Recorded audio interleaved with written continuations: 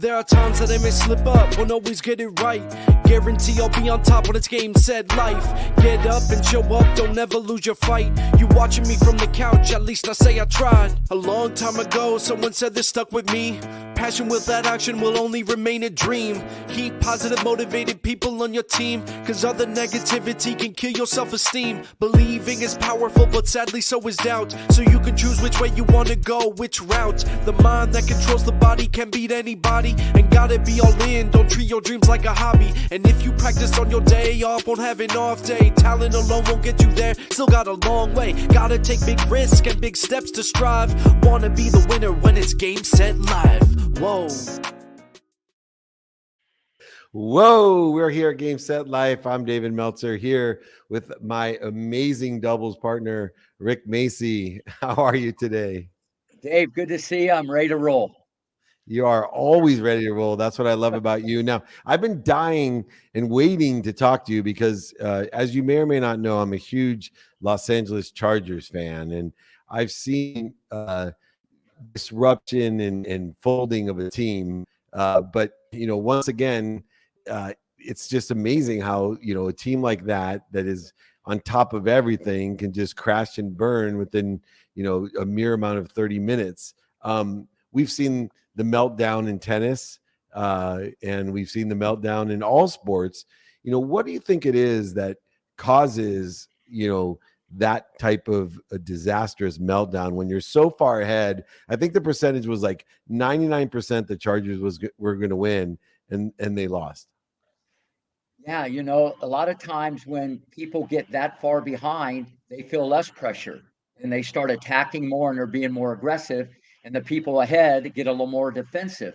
But in the Chargers situation, he got criticized for still throwing the ball and not running enough and maybe milking the clock. So it's like he was in a no-win situation. But at the end of the day, there's no way the better team, should have won that game, and that was the Chargers. But it happens in sports all the time. A lot of times you can escape, but a lot of times once that tsunami starts, it's hard to stop it. Now, I'm going to get into more of a woo-woo spiritual question because this has always intrigued me as well. There's certain players and certain teams historically that choke or melt down. And I was wondering, as the Chargers, for example, I had a little birthday party for myself and all my Charger fan friends were there. And sure enough, when we went up 27-0 and they scored to make it 27-7 at half, half the people automatically, oh no, here it comes. They already were, it was doom. And I've always wondered, do you think that the collective mindset of people in the stands or people watching on TV that feel like, oh no, here it comes, are just adding to the statistics of, oh my gosh, it actually is going to come? Yeah, absolutely. But if it had been 27-0, I think everybody thinks it's over, except the Jaguars. You know what I mean? Hopefully. Dave, pro athletes, they don't think it's ever over. They're wired differently, than the people watching on TV or the general public. So, but that last touchdown, kind of changed the landscape a little bit mentally, the way people think.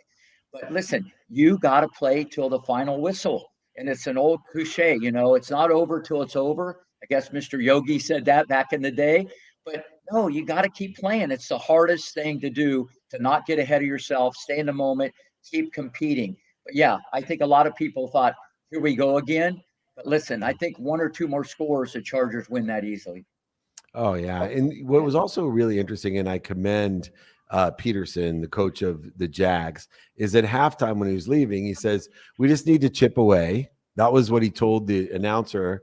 And then instead of coming back into the half, and the Chargers got the ball first, but he got the ball, and instead of going for it all and rushing his team and making it seem like they had to hurry, he went and had a long, methodical, chipping away drive that, hey, we're not in a hurry. We're just going to do what we're supposed to do and execute. And eventually we'll see how close we get. And they got close enough to where, they made that last kick. So I thought that was a great coaching play by him that he didn't, because a lot of coaches go for it all at once, right? And now the team has a sense of panic instead of let's chip away. Absolutely. Isn't that like the game of life? You got to take the stairs, not the elevator. You don't go from the first floor to the penthouse. You chip away brick by brick. You get that brick. Now you're a little closer. The other people start thinking. You gain the big C. You get the confidence. Changes the landscape. But if you panic, you might hit a bomb or you might pull it off.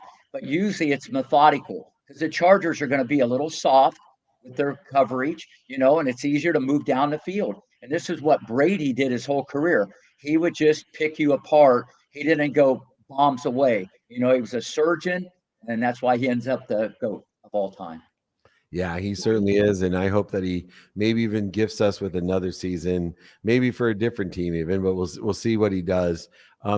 Speaking of that chipping away, though, one of the things that's difficult to teach young people, and you are known for, as we say, teaching the prime rib or the fillet, but you do a lot of hamburger work as well and building and planting seeds for the future. One of my problems when I got to college in football was I didn't just keep playing. I celebrated too much the big plays, and I was too disappointed on the bad plays. How do you teach young people to keep on playing, to chip away, not be so emotional and celebrate too much when they're ahead and get too down when they make mistakes? First off, great question. You got to process the process. I had a young man this morning, 15 years old. I made him get out of his comfort zone. I made him serve on volley on both serves. I made him take the second serve and come in. He made more mistakes, okay, and he was all over the map, and he was frustrated. And at the end, I told him and his dad, today was the best day of your life because you got a lot better because you failed so many times. I put you in position, okay, where once in a while you delivered the goods, and you're going to get confidence from that. Because if you leave it up to the player, they're not going to put themselves in an uncomfortable position. And that's the job of a coach, especially in what I do or anybody that teaches you sports. You got to get uncomfortable to get comfortable. And you got to expedite that learning curve to serve those lessons. So it's the hardest thing to do because what I tell people, if you didn't double fault today, then you were scared to hit the second serve. And you need to tell that to your wife. And me and her are going to have a discussion when I come visit you on that. I love it. Well, I know that's Danica Patrick's favorite line, to be uncomfortable being uncomfortable, which made her the greatest woman racer of all time. And we'll have to get her on the show as well. She's a dear friend and a great interview. So speaking of dear friends and great interviews, we're going to take a little shift in the game set life. This isn't all about tennis and sports. This is a guy who's been chipping away. He's a chip off the old block. He's a true entrepreneur. And he's just an amazing entrepreneur, but in a different place. Michael Brandrup, he's an artist extraordinaire. He's done a few things in sports with his art, which I've been blessed to purchase a few little items from Tops that he painted. But Michael, welcome to Game Set Life. Thank you so much for having me, friends. And a pleasure to meet you too as well, Rick. Michael, listen, welcome to the show. Dave knows everybody that we have on. We've had a lot of sports guys on, and I kind of look for common threads of the guests that we have on, and we actually have a lot. Number one, I show players how to stroke and brush, and you're the maestro with a brush and your stroke, okay? You're a wizard at creating graffiti, and I teach players how to deal with Mr. Cheaty. All right. You're an artist with paint on the wall. What I do is with a stick and a ball. And finally, I train feet to move like a squirrel, but you're the master at painting a mural. Welcome to Game Set Life, Macy and Meltzer. Thank you for that warm welcome. That was one of the most awesome introductions I ever heard. I love how you drew the lines between like sport and art. That's so awesome. I really feel so like fortunate and thankful to like talk with you guys. And me and Dave met like some years ago. So fun how we connected. And you actually caught me at a very special time. I am right now in Tulum. And I'm working remote for the first month here of 23. And it feels really awesome actually to kind of like decompress and kind of like do something that is not painting. There's also like other sides of the business and what I do other than painting. So I'm here with my twin brother, and he's also like my manager. Dave, you met him, and so we're really just working remote and kind of like zooming out, and it feels amazing. So I was so happy because the first couple of weeks I've actually just been like vacation mode, and now I'm doing like all my routines and everything, and it feels great to doing it remote. I have like the beach just right behind me, and I just found like a quiet corner here at the little beach hotel I'm staying at to talk with you guys. Well, you're one of Miguel, one of the most creative people that I know, and you started in the corporate world though, and your art was very much about providing a corporate value of being creative for branding or for products.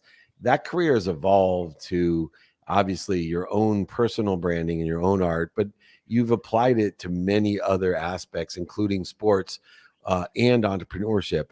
What are some of the things that you've learned about being an artist that allows you not only to be creative, but to make your own money, to have your own business, and also apply it to things that you're passionate about?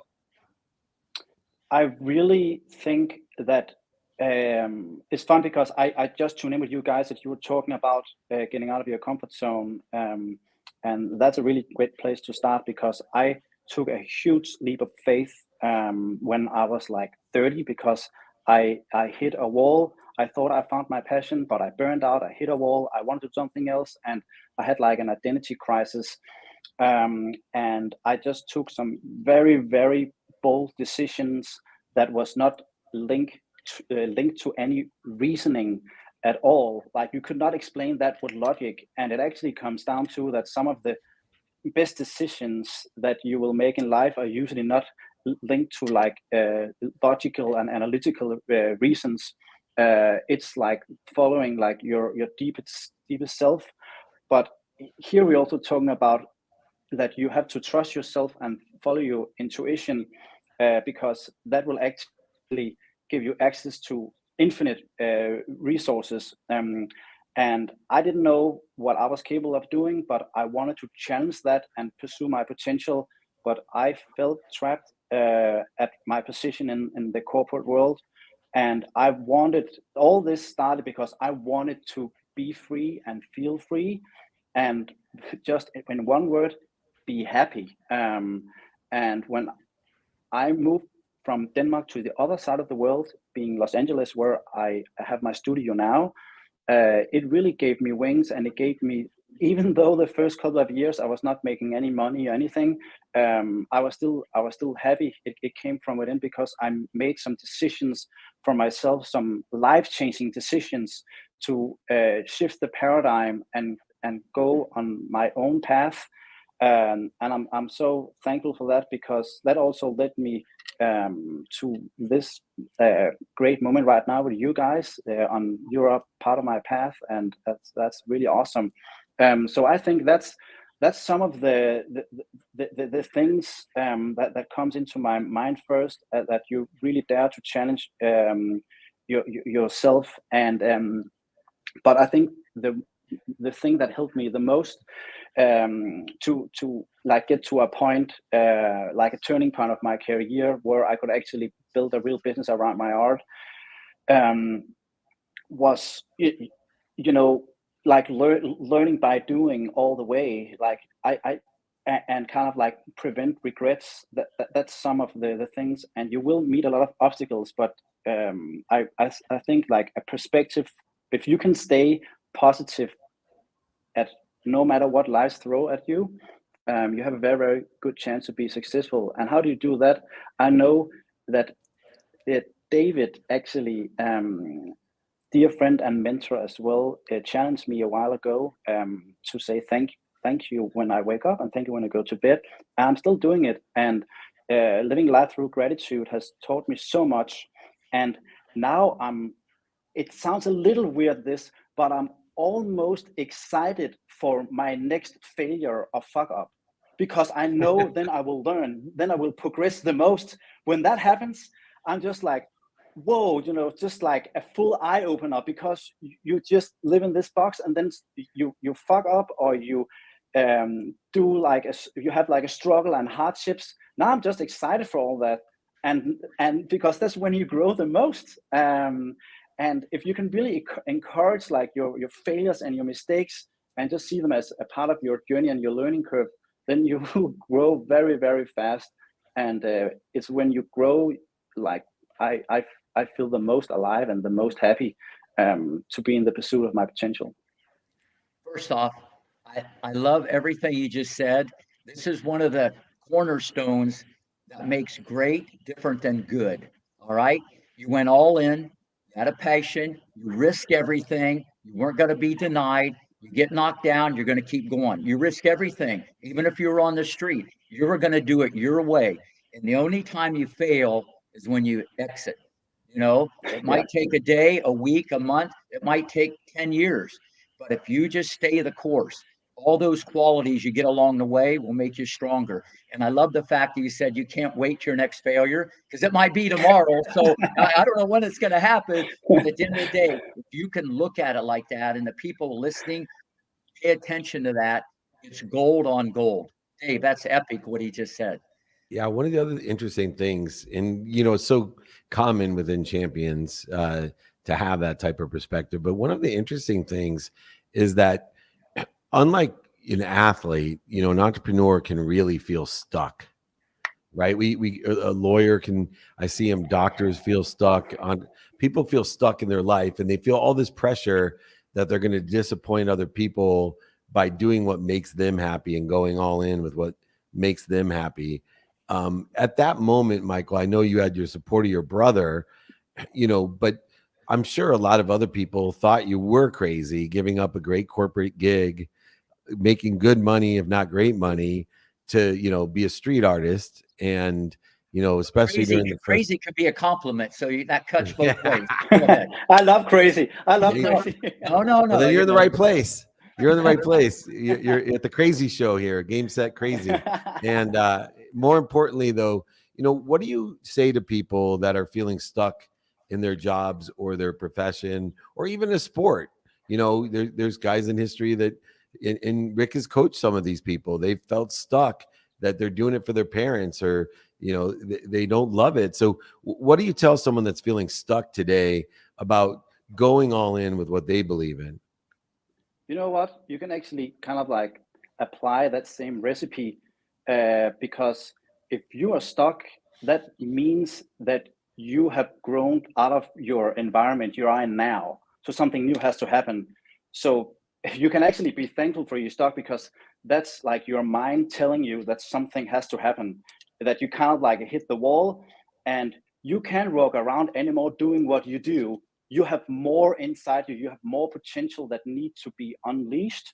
And I felt it on my own body, and it's not a very nice experience. You feel uncomfortable, and remember, uncomfortable is good. So you feel very uncomfortable, and it's not a very nice place to be in. But I always try to travel in the future and look as an older self talking to the self I am now, and like, you will look back at this moment right now where you feel stuck, and you will like laugh and be thankful for this moment, because in 1 or 2 years, this will be the turning point of your career or your personal life, or wherever it is that you feel stuck. So it's a moment that you have to embrace and take like a full action of. And if you don't know what to do, like maybe you listen to your deeper self, maybe you travel away from everything and like recenter, or maybe you just do something that you have never tried before. Maybe you start doing martial arts, or maybe you do a bungee jump, or maybe you will if you like, I had a struggle speaking to a lot of people, and I didn't feel like safe standing up in a room and talk to a lot of people. And then when my old school invited me to have a lecture on entrepreneurship in front of like hundreds of people, it scared the shit out of me, but I did it, and I was changed everything. So you go ahead and do what scares you, and your deepest fears, you face them. And I think that that feeling of being stuck, like, will vanish as thin air very, very fast. Two So things here. good. Fear is the greatest motivator in the history of the world. So fear is good, and once you get pushed in there, you're going to learn. But if we could go back down memory lane a little bit for the people watching, can you tell us their early days in Denmark and the backyard and painting the panels, graffiti, and did your mom freak out about what's my son doing in the backyard with the paint, and how this all started? Because I think it's important for everybody to know, because people look at the moment and they look where they're at now and they don't understand the journey. So could you back it up a little bit and talk about that? Yeah, definitely. So I always loved to like draw and paint, but it was always a hobby for me. It was kind of just like that. I love painting, and I didn't grab a spray can until the year 2000. So that's like 23 years ago. That was the first time I picked up a spray can, and it kind of like changed everything. Like, wow! And I started painting graffiti in my early teenage years, and my parents were like very supportive, and they were trying to keep me off the streets painting the trains and the rooftops. So they they would offer me to paint like Good wood panels in parenting. the Good yeah. strategy. And you know what, I like that, because it actually made me work in a different ways. I really like took my time like putting in the work, and that is where my passion was, to take my time and create something I could like really be proud of. But it was always a hobby, and I started studying graphic design. I also served the military. That was like a great time for me as well, where that was the first time I really looked like fear and what am I capable of doing just straight in the eye. And I could see that I was performing at 40 or 50%, but I thought I was doing my best. But no, like sometimes you just have to uh, feel extreme pressure from your environment, or from like here, like it was the military, where I was pressed way beyond my boundaries. And I think that I took that with me to my further adventures. I started an education as a graphic designer. However, halfway in, I wanted to start my own company. Here I am, 22 years old, and I'm starting my first business with a friend and my brother, and that is design agency. And I had the best education and a great apprenticeship.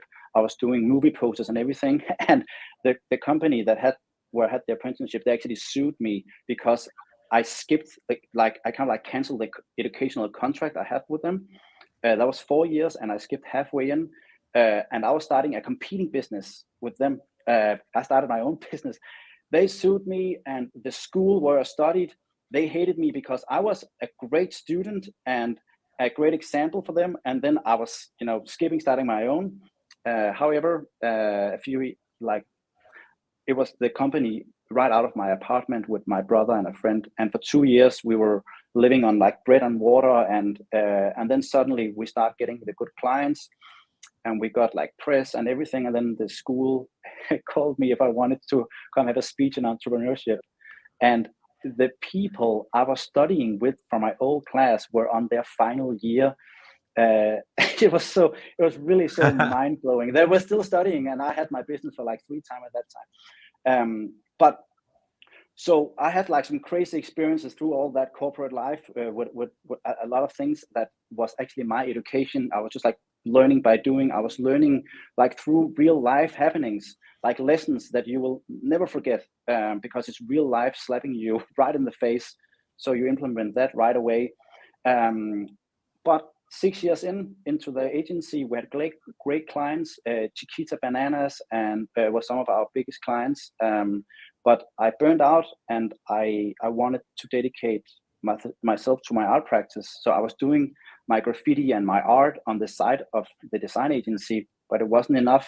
I was, answering to rules and structures, and you need to attract this audience, you need to do this logo design and all this. And I just wanted to feel free.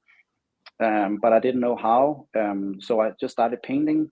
My brother tapped me on my shoulder and said, "Michael, I think I can sell your art." And he did. I went viral on social media, on Facebook, before the algorithm as we know it now. So for $0, I reached like 1 million people, and they crashed my web shop and everything in 2014. And I wanted to do this on a larger scale. I wanted to, spread out my wings and fly. And I always loved Los Angeles, and it's a, great industry and community for the kind of art I do. Like, the urban art scene is very mature. There's a lot of galleries, a lot of opportunities, the biggest opportunities in the world, great brand collaborations. I moved to LA for the first 2 years. I almost lived on the streets, and everybody was trying to talk me out of it, even my parents. And my brother was also very skeptical. You want to move to LA? Are you out of your mind? Like, you just started in Denmark. Like, I was a nobody in Denmark still, or just like this artist that's just like, hey, I'm an artist now. I want to go all in. However, that's where I took the leap of faith, and I kind of like let out the noise. And I don't know where this came from, but I just did it, and it was freaking crazy. But I also made kind of like a deal with myself that I wanted this so much that if that means that I have to live on the street, then I'm ready to live on the street. Like, I want to do whatever it takes. I wanted this too bad to succeed as an artist in LA.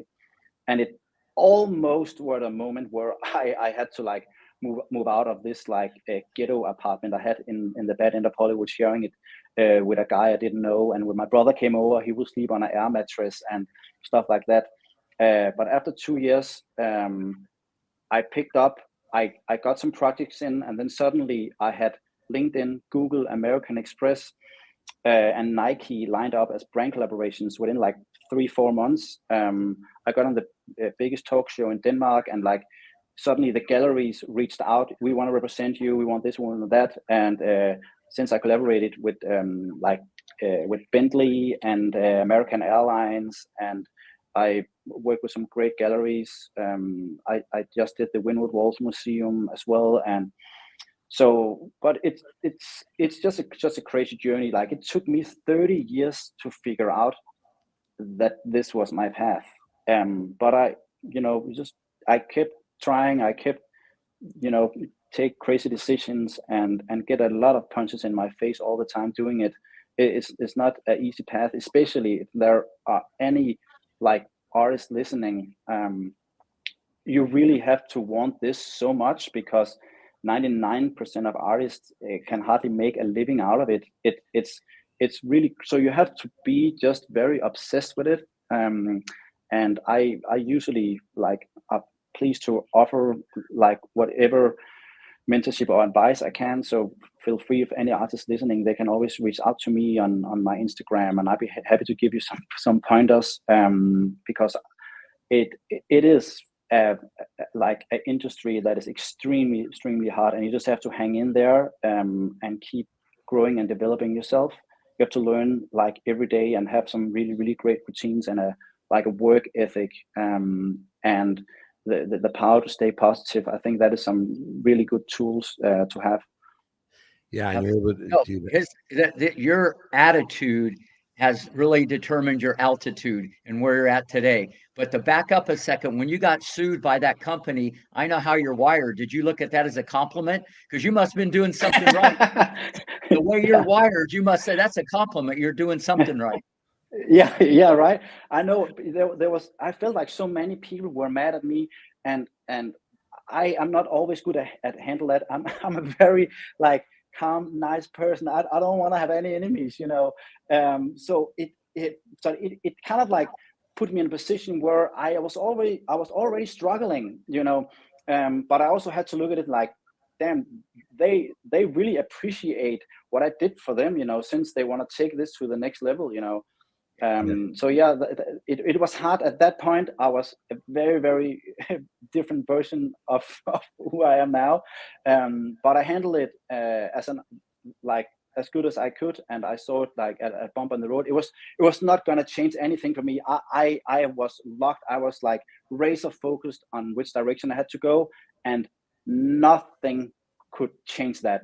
I was so determined on this direction, because I was so far in, and I knew like this is no turning back, whatever.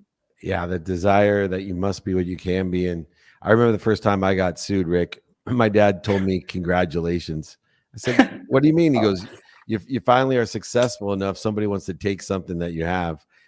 So I looked at it a different way. But just to finish up, I think all the great champions we have on this show and the ones that we know, they have that desire that they must be what they can be, but they complement it with a empty mile attitude. And I think there has to be a distinction, because we talked about, Michael, early on, Rick deals with the prime rib, but he also works with a hamburger. And, a lot of the hamburger, the only difference between hamburger and prime rib is the hamburger, they live in the extra mile, right? They're the kids. They go the extra mile every once in a while. And they say, hey, Coach Rick, but I worked out till 2 a.m. last Thursday. And the real champions in whatever field they're in are like Michael. They're all in. They go the extra mile every single day. And that's where the empty mile live, where very few of us get to live a happy, healthy, wealthy, and worthy journey. And not that there's not mistakes, failures, and setbacks, like freaks like us three that look forward to our next lessons. And that's not a lesson with Rick Macci. It's the next lesson of life. So it's not nearly as pleasurable. But Michael, thank you for being a beacon in your industry and to all. I know you do a lot in sports as well with Nike and Tops. I have a few hand-painted baseballs. My hero, Tony Gwynn, is one of them, but many others. Check out Michael himself. He's shop.michael-b.com. Unbelievable art. Come back and join us, my friend. Any last words, Rick? No, Michael, thank you so much. So many gold nuggets. Everybody watching can learn so much, and your story's amazing, and I loved it. Thank you so much, guys. Thank you for having me. It was a pleasure. Thank you. All right. All right. Thanks, Michael. Thank you. All right. Just enough time. Wow, what a story. No, this is what people got to understand. Whether it's an athlete or a business guy or what he does for a living in art, there's so many common threads. It's exactly the same. It's just a different road everybody's going down. But the threads, David, are the same. And people have to understand, keep your foot on the gas. You're going to have some bumpy roads ahead, but don't quit. Just keep going. I know that's vanilla, but there's power in that. Just keep going. And I loved it when he said, I can't wait till my next failure. I love this guy already. I'm sending him a hoodie. He's getting a hoodie. Forget the t-shirt. He's getting a hoodie. Yeah, I also love, that idea that everybody faces that moment, right? That one penultimate moment, an inflection point that tests whether they believe or not. How much, when he's telling his story, you ask yourself, how much did he really believe in himself? Well, we know how much he believed in himself, and that's why he's there. And if you're going to make an investment in anything in your life, invest in yourself. It's truly he bet on himself. That's who he bet on. And I love you said, whether it takes 10 days or 10 years, sooner or later, if you keep betting on yourself, keep on trying, you will get to the empty mile. Let everybody else in the crowded extra mile, they all can be there every once in a while, but the true champions are in the empty mile, like a Rick Macci. Rick, I'm asked one quick question, and then we'll call it a day. So let me see here. This is here we go. How can we get better at dealing with pressure? Well, I think Michael said it best. First off, you got to love pressure. It's a privilege. You're in a situation where you're doing something, and it's an honor to feel that pressure. You can either make it your best friend or your worst enemy. So the first thing you got to do is look at it with a different set of eyes. You got to love pressure. You got to love it. People say pressure. It's a word, like there's many words in life. Pressure, people make it out to more. Sportscasters, everybody talks about pressure. Make it your best friend, and trust me, good things will happen. You got to flip it in your mind. That's the first thing. I agree. And I think, I always think about how diamonds are made, right? If it wasn't pressure, there'd be no diamonds. And so if you want to be a diamond, you need that pressure. And it does take a perspective, though, of, one thing. I don't know if you ever met a guy named Trevor Moad. He was the mindset coach for Russ Wilson, just a variety of different people in sports. And he talked about this idea of neutrality. And the better that we could stay in a majesty of calmness during pressure, the more we would benefit from the pressure. And like you said, to start off the show, it's interesting because you would think when you're up 27-0, the pressure is on the other team. It's actually the opposite. Yeah. They have nothing to lose and you have everything to lose. So to have that majesty of calmness, to have the mindset, the heart set, and to be able to execute on the handset under pressure is absolutely a characteristic of champions. Rick Macci is the maker of phenoms and champions. He is my highlight every single Tuesday at noon Pacific time, 3 p.m. Eastern time. We have extraordinary guests in all industries, careers, and jobs. We've been blessed by the best of the best, whether it was Austin Eckler or Kerry Walsh Jennings or Michael Branderup. It didn't matter. We're learning how champions live, think, breathe, and even eat at times. Rick, any final takeaways of the day for us? No, first off, he was like amazing. When I saw he was an artist, I'm thinking, what do we have in common? But you know what? Once I dug into his background, all the threads are the same. It was amazing.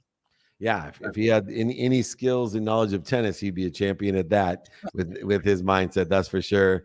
And my takeaway is the empty mile. It's not good enough to go the extra mile. Don't lie to yourself. Just because you go the extra mile every once in a while, that's not enough. You got to be all in. You got to believe in yourself, and the best things will happen sooner or later. Rick Macci, the best things are always happening here on Game Set Live. Thank you so much for joining me. All right. Talk to you soon, David. Thank you so much. All right, everyone. We'll see you next Tuesday. Thank you. There are times that I may slip up, won't always get it right. Guarantee I'll be on top when it's game, set, life. Get up and show up, don't ever lose your fight. You watching me from the couch, at least I say I tried. A long time ago, someone said this stuck with me. Passion without action will only remain a dream. Keep positive, motivated people on your team, cause other negativity can kill your self-esteem. Believing is powerful, but sadly so is doubt. So you can choose which way you want to go, which route. The mind that controls the body can beat anybody, and gotta be all in. Don't treat your dreams like a hobby. And if you practice on your day off, won't have an off day. Talent alone won't get you there, still got a long way. Gotta take big risks and big steps to strive. Wanna be the winner when it's game, set, live. Whoa.